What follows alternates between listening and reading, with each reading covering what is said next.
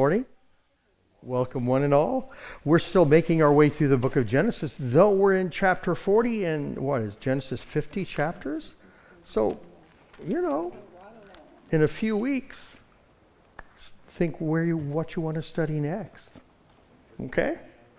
So let's do a quick review as a bit of a primer here. Who's Jacob in Genesis right now? He's somebody's dad, right? Now, that's important to recall because he's kind of not been around for a couple chapters, and now he is. So just by the course of events. And of course, the main human being who's, the primary, if you want to say the main person being focused on in the text is Joseph, right? Son of Jacob. So we're now in chapter 42, and remember that Joseph had this dream or Pharaoh did, and he interpreted it. And of course, what did the dream make known, or at least how was Jacob able to understand it, to know what the dream's true meaning was? He saw 7 fat cows eaten by 7 hungry cows, and same thing with 7 stalks of wheat, followed by, bad ones. Right. So 7 years of plenty. 7, right. And the years of plenty were very plenteous. So it was enough to really have enough for Egypt as well as neighboring countries. And so now this is going to come into play. Okay? So we start with chapter 42. That's where we begin. Verse 1. When Jacob, who's again? He is Joseph's dad. And so Joseph, of course, is in Egypt, and he's in a high position of authority because of a number of things, sold into slavery, but, right, he interpreted Pharaoh's dream. He's very good. He has a lot of good skill sets, which everyone in his life, his slave owner, the jail keeper when he was in jail, Pharaoh, all recognized that this guy is a good leader and has a lot of competent skills. And so, he ends up in a lot of places of authority. And David's not in Colorado yet. Okay. 42 verse 1. When Jacob learned that there was grain for sale in Egypt, he said to his sons, why do you look at one another? And he said, behold, I have heard that there is grain for sale in Egypt. Go down and buy grain for us there, that we may live and not die. So it's pretty serious, right? That we may live and not die. So Dad's kind of looking at all the food stores. He's going, we don't have enough to ride this out. So we need some help. But Jacob did not send Benjamin, Joseph's brother, with his brothers, for he feared that harm might happen to him. So remember in earlier times when Jacob meets Esau, and he kind of separates his family into different groups, and of course the youngest at the time, Joseph, right? He has kind of in the rear to kind of, in case Esau, when they reunite, is really coming with malice and with an intent to harm, which wasn't the case. But we kind of see something similar here. He's saying, I don't want to lose, if this really goes bad, I don't want to lose all my kids. So here's Benjamin. He's keeping him behind. So that's kind of very true to how he has acted in the past. Okay. Thus the sons of Israel. Who's Israel? Jacob, right? So Israel is not yet the nation of Israel, okay, though it receives its name from Jacob, and the tribes and are named after Jacob's sons, okay? The sons of Israel came to buy among others who came, for the famine was in the land of Canaan. Now Joseph was governor over the land. He was the one who sold to all the people of the land. And Joseph's brothers came and bowed themselves before him with their faces to the ground. Joseph saw his brothers and recognized them, but he treated them like strangers and spoke roughly to them. Where do you come from? He said. They said, from the land of Canaan to buy food. And Joseph recognized his brothers, but they did not recognize him. Why wouldn't they recognize him? Well, the Egyptians wore different hair and they had stuff long. Right. Yeah, well, they sold him as a slave. So they're probably thinking, well, he's going to be a slave until he dies. Plus the Egyptians, right? They would be clean shaven. They wore different, right, clothing and had different, different mannerisms. And the thing is, they wouldn't expect him to be that person. So that's completely out of context. Now, if they happen to see some slave who was about the same height as Joseph and maybe doing something Joseph may have done, they might go, oh, well, he might be, but not this guy. So it's not weird that they don't recognize him at all, right? So, and Joseph remembered the dreams that he had dreamed of them. And he said to them, you are spies and have come to see the nakedness of the land. They said to him, so what does he mean by the nakedness of the land? I mean, that's an expression, but what does he mean by that? I don't think they had a great crop either. Well, really, our vulnerabilities, where we may be weak as a country, right? So if you're spies, you want to find out, well, where is Egypt weak? So that way we can exploit them as we want. So that's, yeah.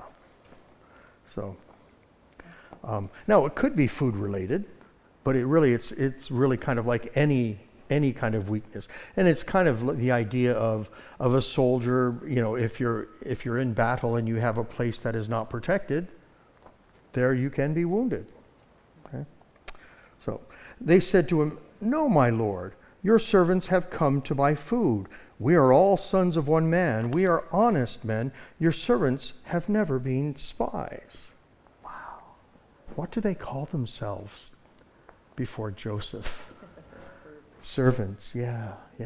So that does kind of match the dream, doesn't it? When he saw with the dream of the wheat stalks. And, the thing is, at the time, you could say, oh, okay, well, here I'm a wheat stalk and you guys are wheat stalks, bowing down to me. But now when we understand the context later, isn't that dream, foretelling in not just what's happening, but the situation? Because what would the wheat stalks have represented now that we're looking back? They're coming for grain, right? And so the context is of course this kind of setting where they need food. And so that dream ends up being quite foretelling more than simply who's bowing before whom, right? But what's going on with Joseph, right? How is he acting toward his brothers? Well, he recognized them, but we don't think they recognize him. Yeah. So he can act like an Egyptian official and treat them as bad as he wants to. Right. And he is this is really more, he's not throwing them in prison, he's not doing anything harmful, but yeah, he's like, oh, because, they don't know what he's going to do, and so they're in a state of uncertainty, right? Well, we'll just continue to follow this, when we'll say, well, is he just toying with his brothers and having fun? Is he trying to get revenge? Or does this serve some other purpose? We'll have to see. So we want to kind of let the narrative unfold. But let's go back to the dream, okay? So I kind of wrote, or I said evaluate. God gave Joseph his dreams not so much to comfort him during his enslavement, but to direct his course of action after he was elevated to power. So if that doesn't seem the case now, let's follow this through and see if that ends up kind of becoming more and more true as we kind of follow the narrative and see what happens. But right now, right, they're probably, his brothers are all anxious and a bit worried, not sure what's going to happen, because we're accused of spies. And if you're accused of being a spy, what would normally happen? Yeah. So that right there is, No, we're not spies. Honestly. Okay, let's continue on. Let's see what else unfolds. He, that is Joseph, said to them, no, it is the nakedness of the land that you have come to see. So he's repeating himself. He's saying, you're really here to find out our weaknesses. That is, the weaknesses of Egypt. Okay? And they said, we, your servants, are 12 brothers, the sons of one man in the land of Canaan, and behold, the youngest this day is with our father, and one is no more. So they're trying to do what? They're trying to say, no, we're really telling you the truth, and here's why. So they're saying, one is no more, and one is not with us. Of course, the one who is no more, It's right there. yeah, they think he is no more. What does that tell you? We sold him into slavery, but I think it's been about 20 years now. So they're thinking, by now, he could have very well died. So, and what else are you going to say? Well, we don't want to say that we sold one of them into slavery, right? Because we didn't like him. Like, oh, man. So, you kind of leave that part vague, right? You want to have everything in the best possible way to help your case. Okay? But Joseph said to them, it is as I said to you, you are spies. By this you shall be tested by the life of Pharaoh. You shall not go from this place unless your youngest brother comes here. Send one of you and let him bring your brother while you remain confined, that your words may be tested, whether there is truth in you. Or else, by the life of Pharaoh, surely you are spies.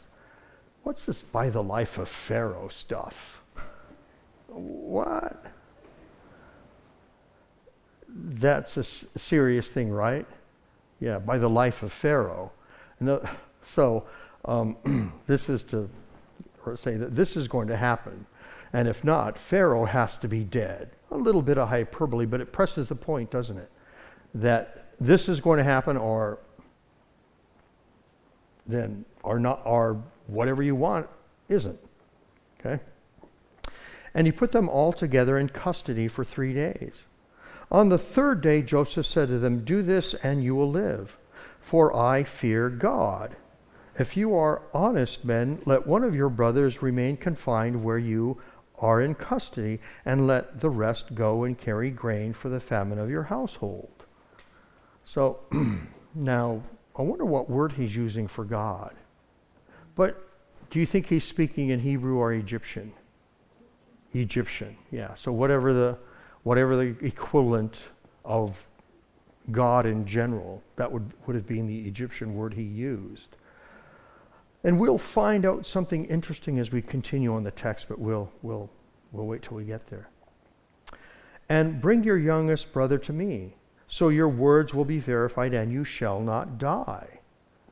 Oh boy. So if you don't deliver, this is not good. So if I were one of these brothers, I would make sure this happens. Because if you look at this as a negotiation, who's in a better position to get what he wants? Yeah, I mean, okay, well, they're coming with money or whatever to pay for the grain, but How come they didn't recognize him? That's what I don't understand about this story. he's older.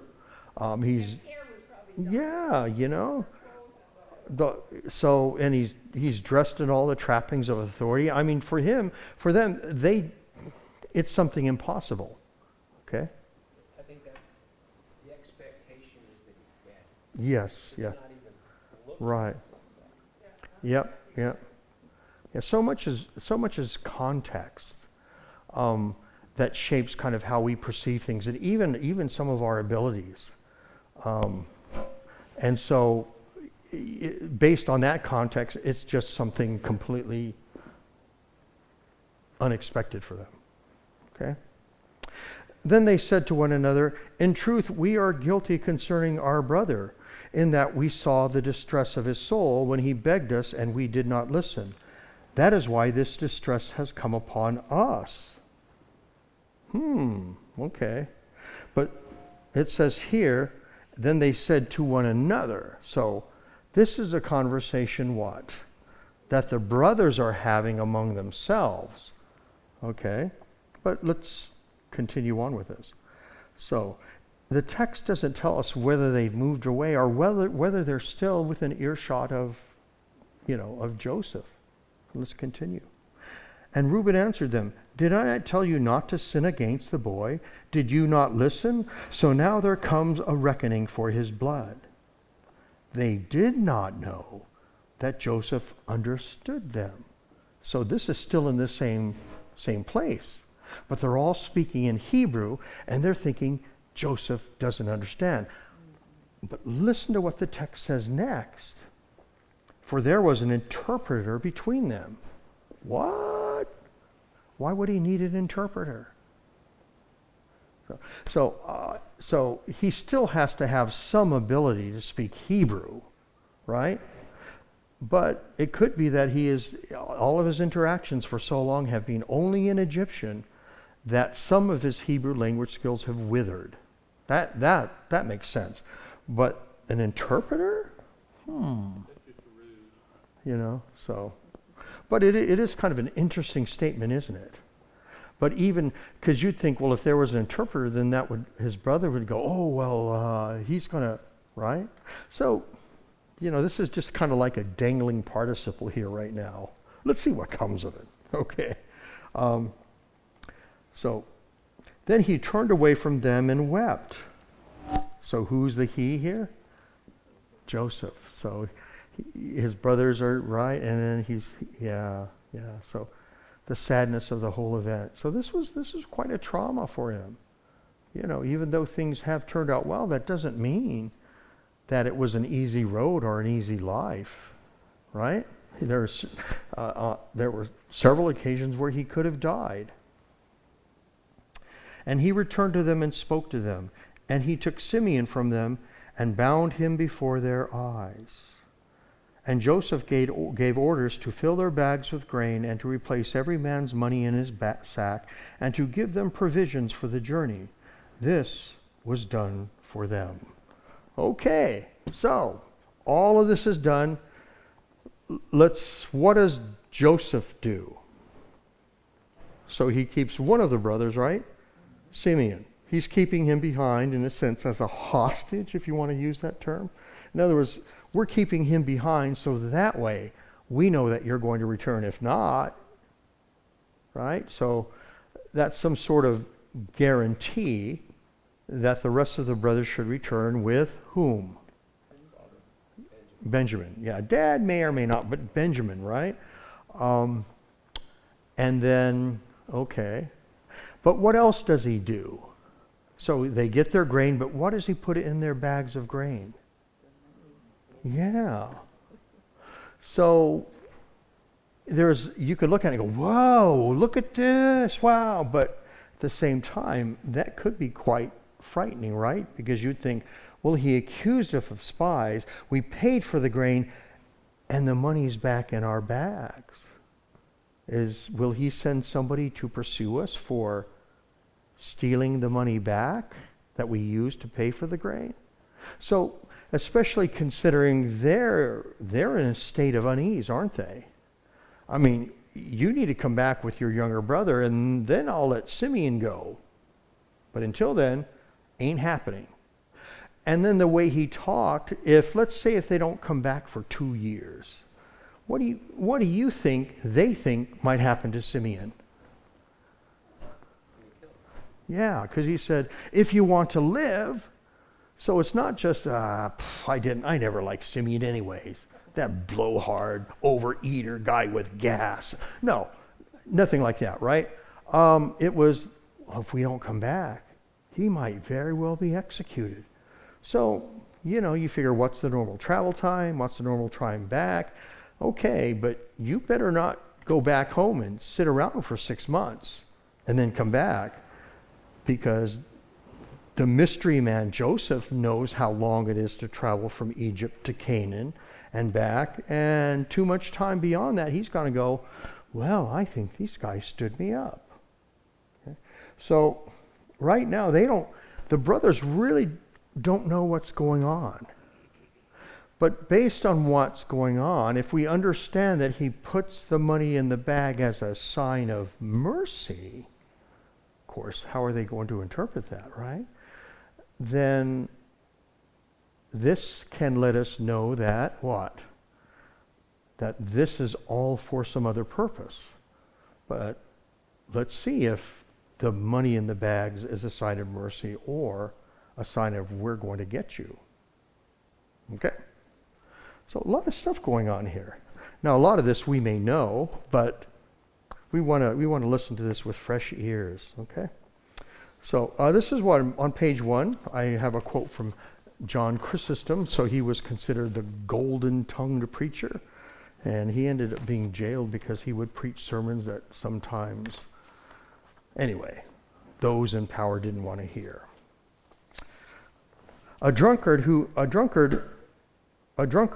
who one has drunk much wine is often not aware of the damage he is doing. Later on, however, he realizes how much evil he has done. In the same way, sin darkens the mind. Okay? When it is being committed, sin is like a dense cloud that corrupts the mind.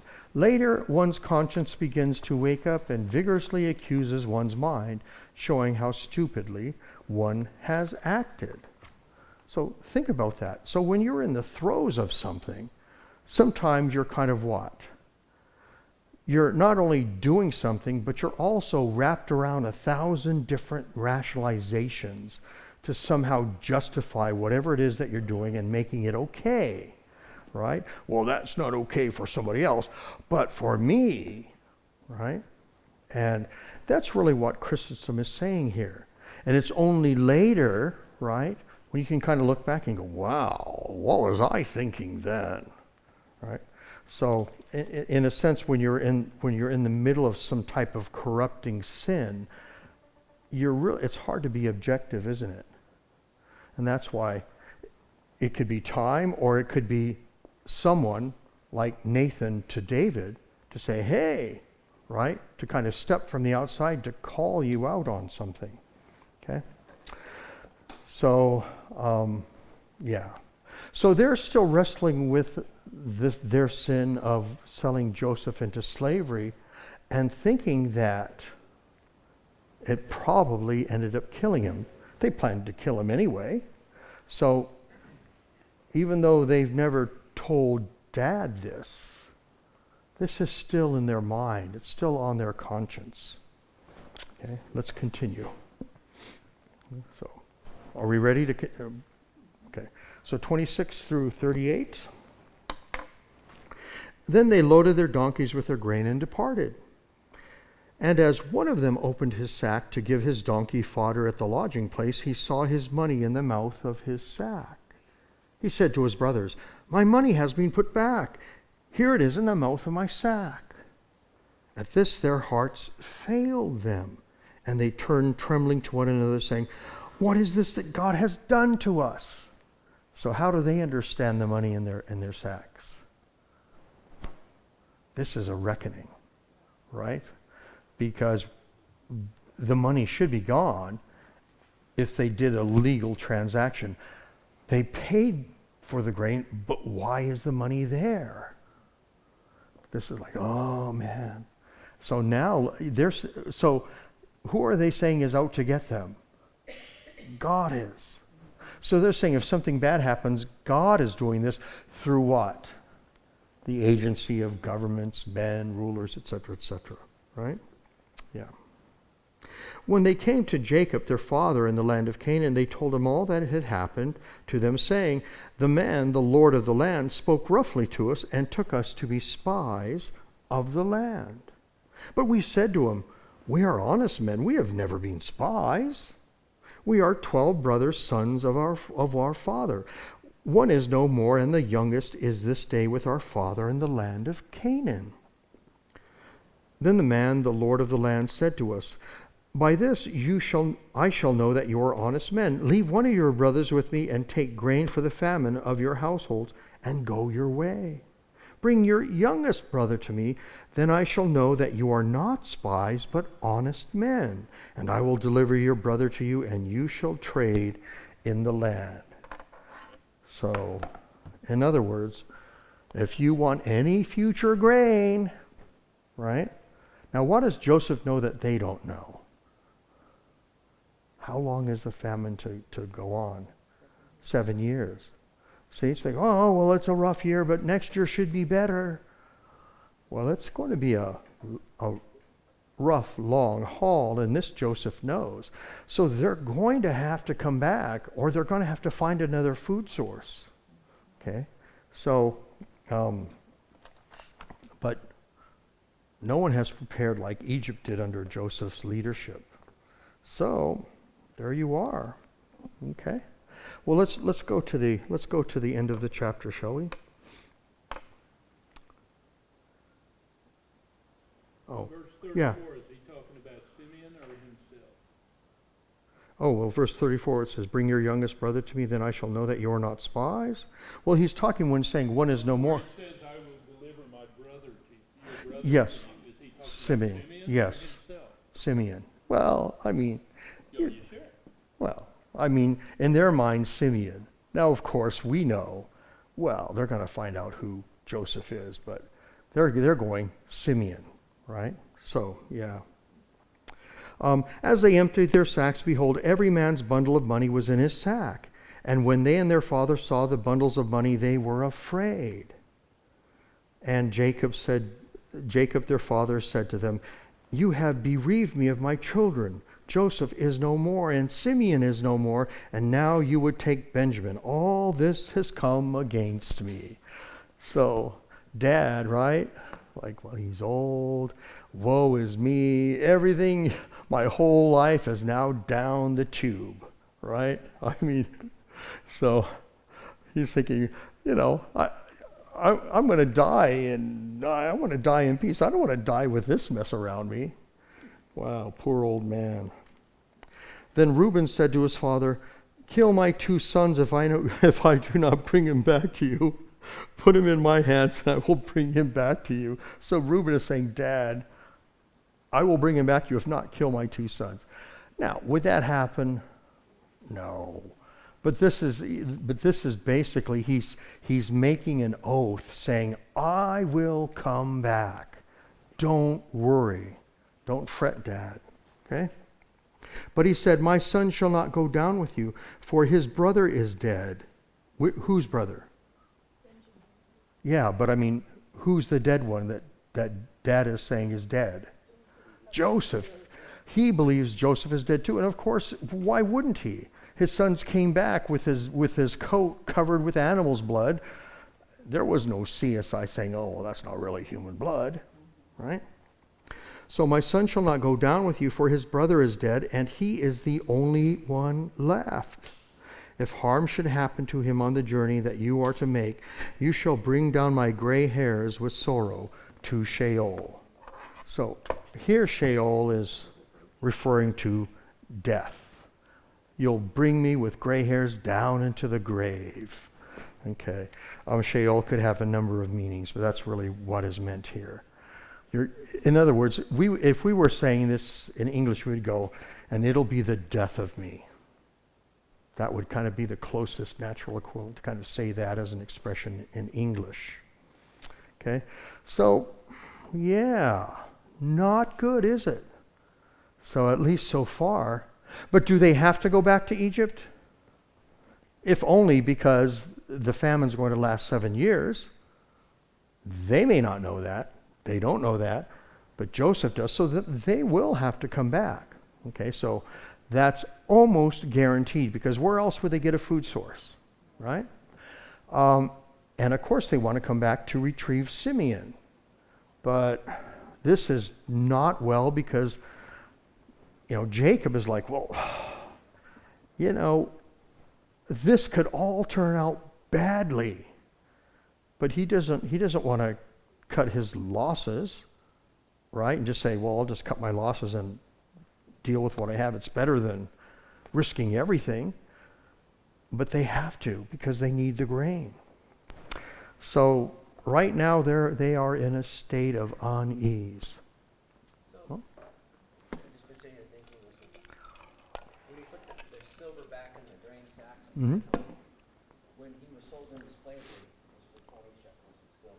Mm. Is there any tie-in between, oh my God, the blood money showed back up? I would say yes. I mean, you can't prove that, but it does make sense. And it'll even make more sense when we tell what his dad tells his sons to bring. There's a little connection there. So as we're listening, what you mentioned would really just kind of be a seed in the back of our minds, just kind of stirring. And then when Jacob mentions certain items, we'll go, well, that's what the traders carried. Then it kind of fits together. Oh, wow, this is almost like in a sense, a reversal of what they did with Joseph. And of course, what would that make us think? If we're listening and we go, is it going to be payback time? So you kind of jumped the gun there, but that's fine. No, you just put the pieces together a little faster than the story does when we're listening to it to kind of help us assemble that. Okay? 43 verses 1 through 10. Now the famine was severe in the land. Oh yeah, we should know that, right? And when they had eaten the grain that they had brought from Egypt, their father said to them, go again, buy us a little food. But Judah said to him, the man solemnly warned us, saying, you shall not see my face unless your brother is with you. So what's the sticking point right here? Blackmail. Well, the sticking point is, I don't want you to go back with Benjamin, because if everything goes south, I'll lose everything, right? If you send your brother with us, we will go down and buy food. But if you will not send him, we will not go down, for the man said to us, you shall not see my face unless your brother is with you. Israel said, that is, Jacob, right? Why did you treat me so badly as to tell the man that you had another brother? Now, who's being unreasonable here, right? Well, why did you? Right? It's like, well, hey. They replied, the man questioned us carefully about ourselves and our kindred, saying, is your father still alive? Do you have another brother? What we told him was an answer to those questions. Could we in any way know that he would say, bring your brother down? And Judah said to Israel his father, send the boy with me, and we will arise and go, that we may live and not die, both we and you, and also our little ones. Like, hey, Dad, we have to do this. If not, we'll all die of starvation. Okay? Which is a very unpleasant way to go. Okay. I will be a pledge of his safety. From my hand you shall require him. If I do not bring him back to you and set him before you, then let me bear the blame forever.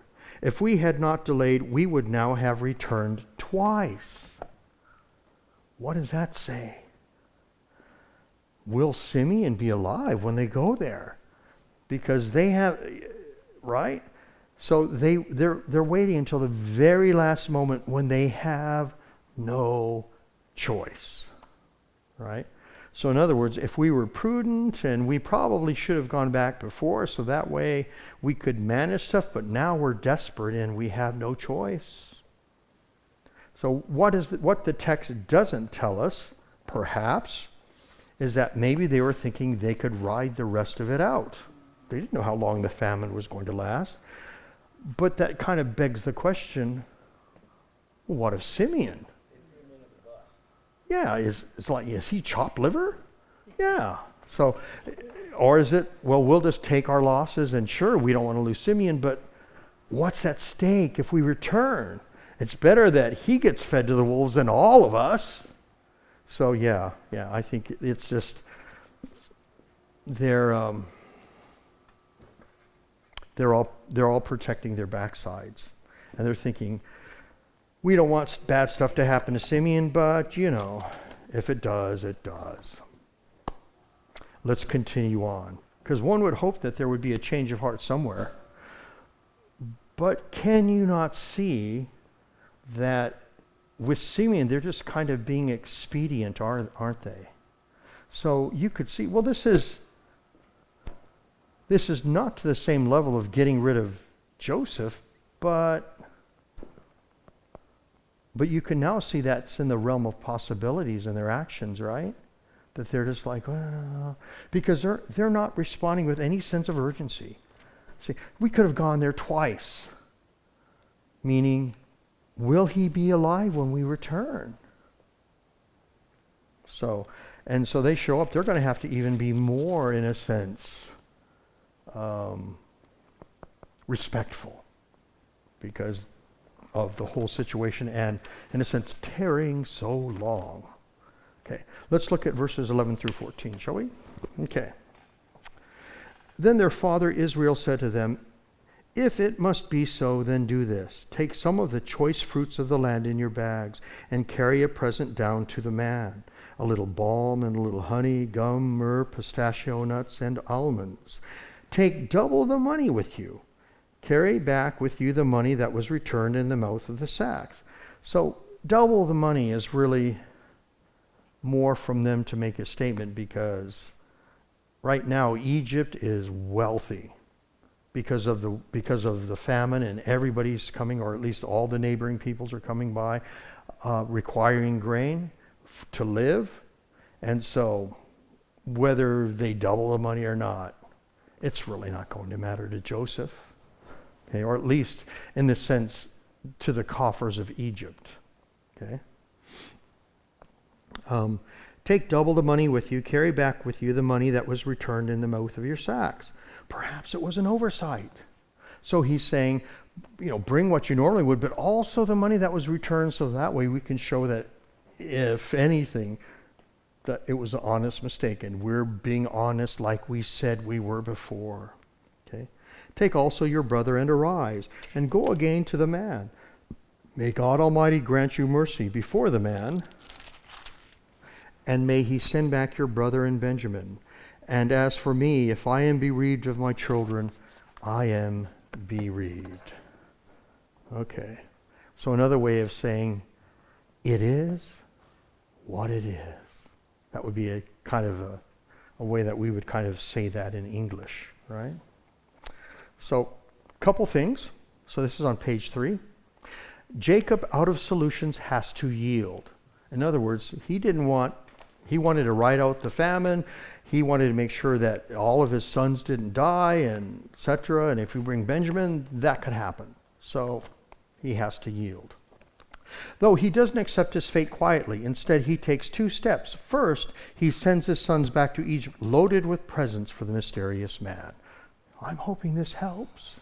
They also return the silver found in their grain sacks. Second, he prays. He asks God to show mercy toward his sons before the man and to send home his other son and Benjamin.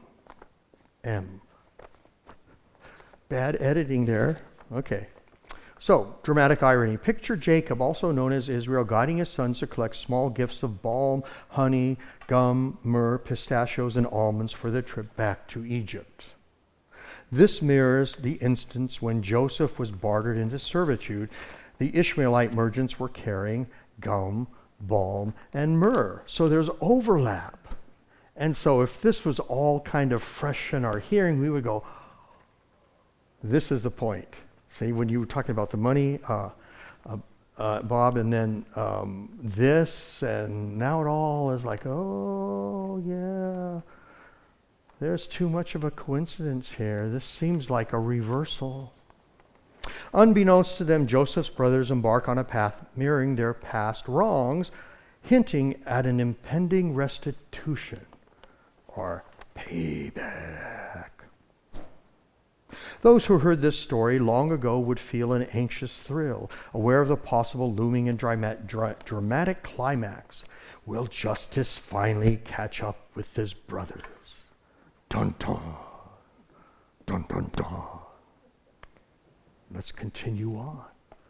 Okay. So, before the days of TV and instant entertainment and all that stuff, we would get swept along with the kind of the currents of the story and just be thinking of all these things. I remember that. when I was in grade school and our teacher was reading Charlotte's Web. So, okay, 15 through 23. Okay.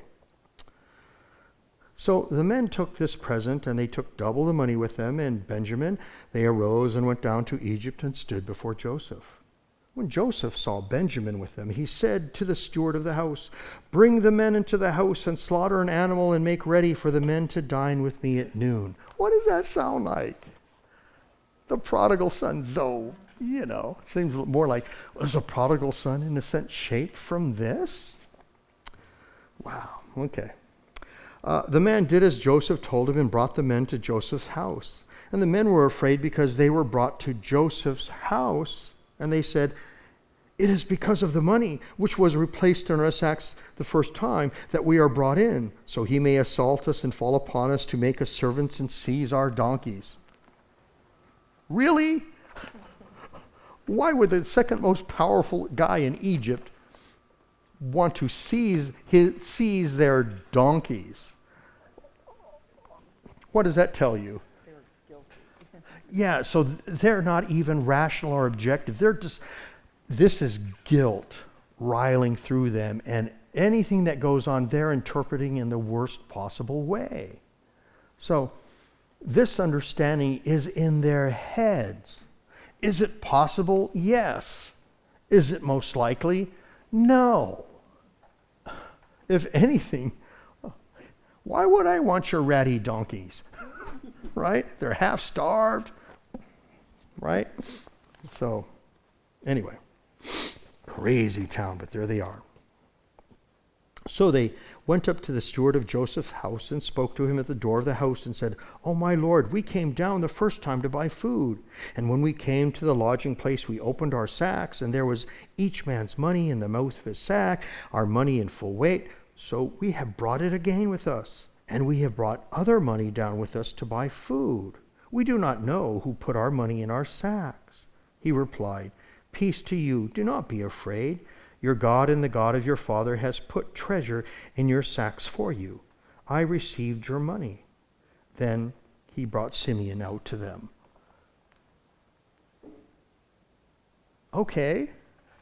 That last little interchange, what does that tell you? How he responds to their concerns?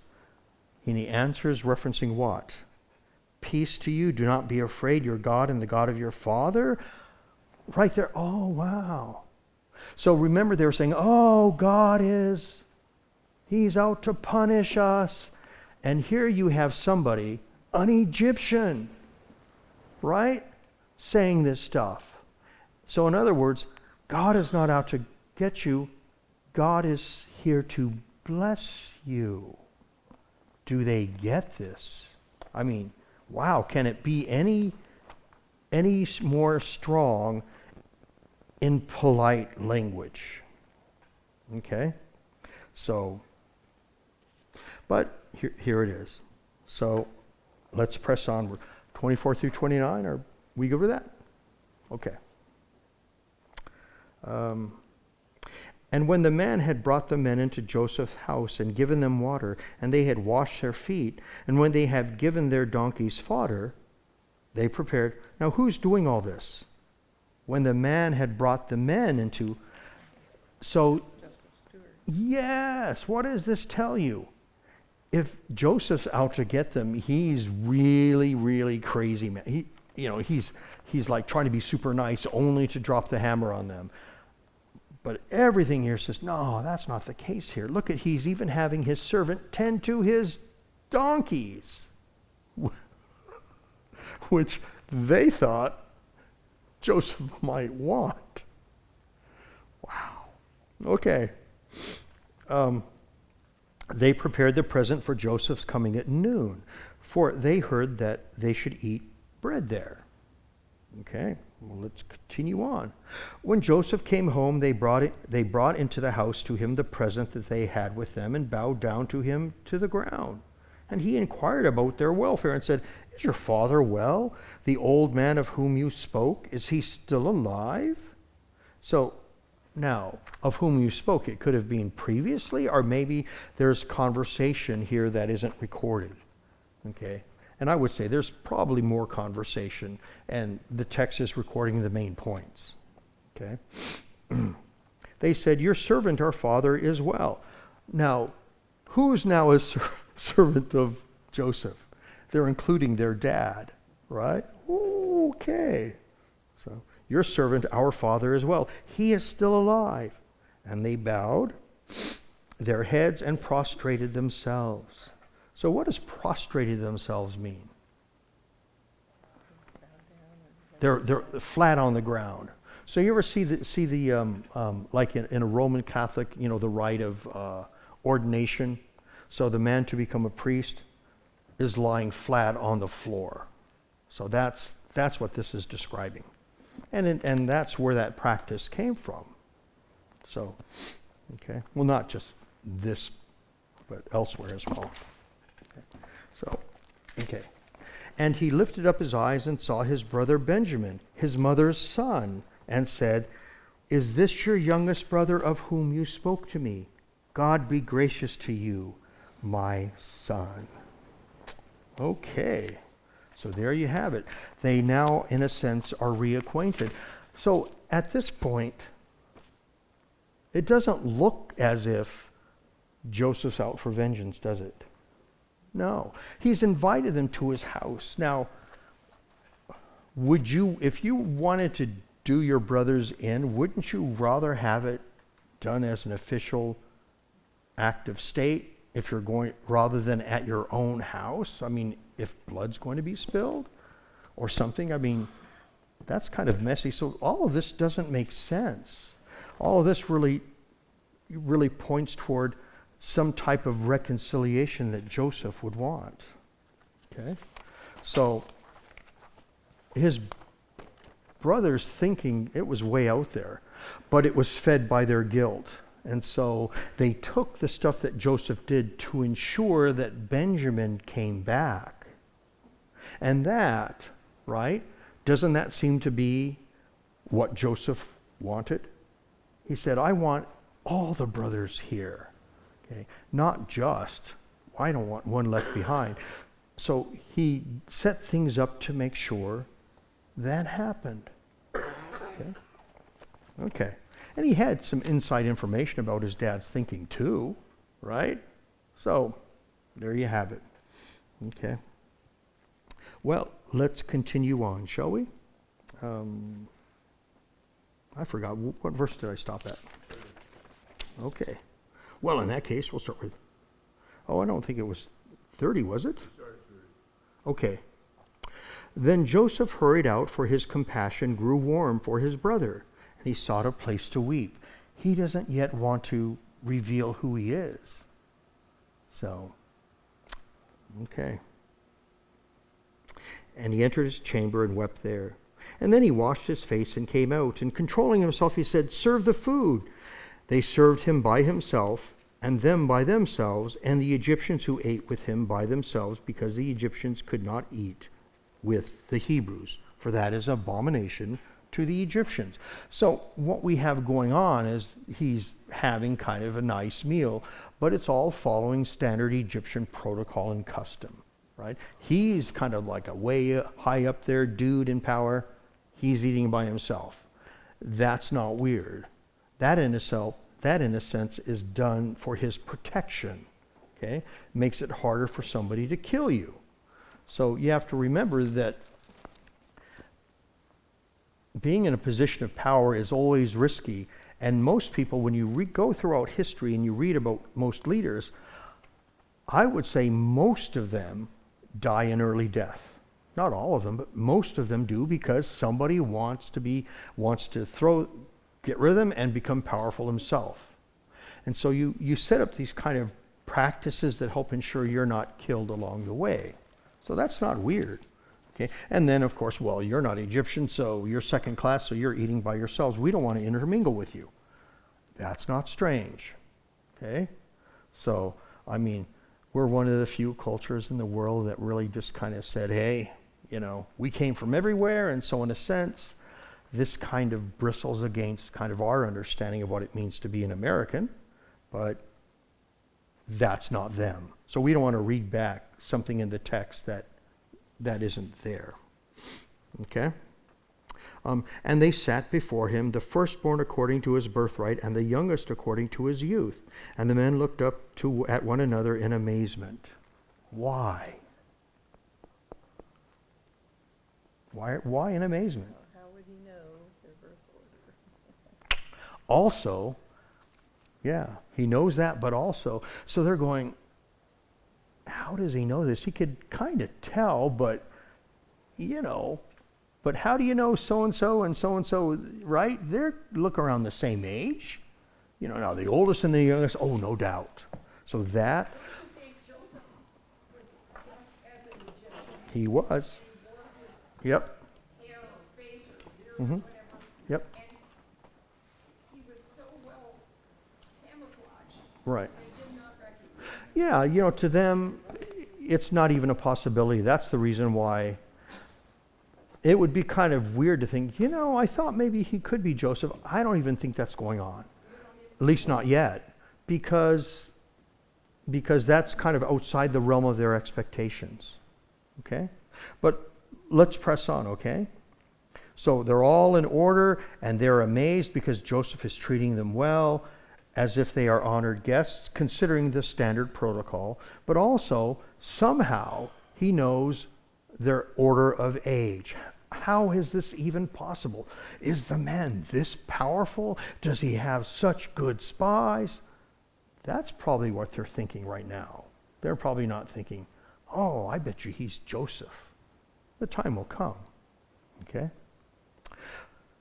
Portions were taken to them from Joseph's table, but Benjamin's portion was 5 times as much as any of theirs. And they drank and were merry with him. What's the deal with Benjamin's portions? This is an obvious what? I mean, it's obvious and it's over the top, right?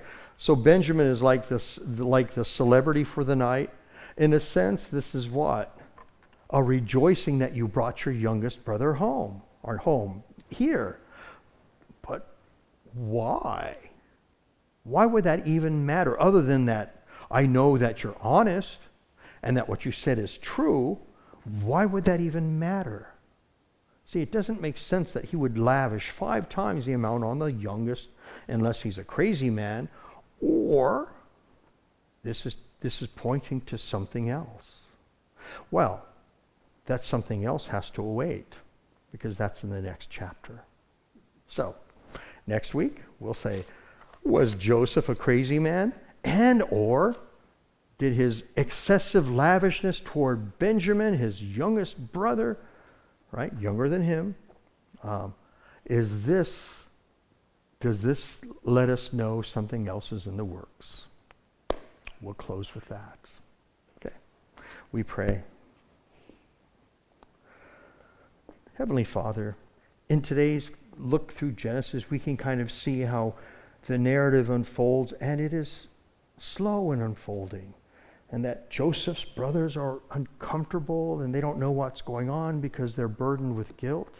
And yet we could all see that it's moving with a purpose, that it has an end, that Benjamin is to be brought back for a particular purpose. Give us faith that we can see you working through our lives, even though it may be slow and ponderous to us. But may we truly understand and believe that it will come to a good end. Grant us such faith, especially when our faith is weak, or we do not think this may be so. In our Savior's name we pray. Amen.